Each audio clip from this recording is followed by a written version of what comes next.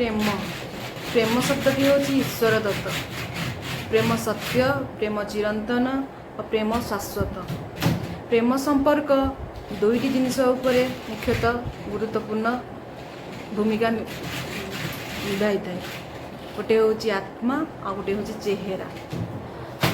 आपण को भल पाउथबा लोकटी जदि आपण आत्मा को देखी भल पाउची, आपण आत्मा को भल पाउची, आपण अंतरात्मा को भल पाउची, ताले मन रखंतु आपण मरिबा पर्यंत सी आपण संगरे रहिबो।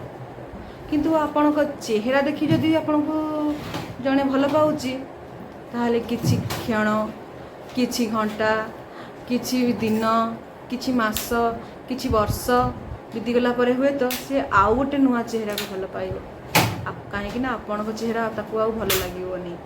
एणु आपण अंतरात्मा को देखी जो व्यक्ति आपन को भल पाउची, आपण से व्यक्ति की भल पाते।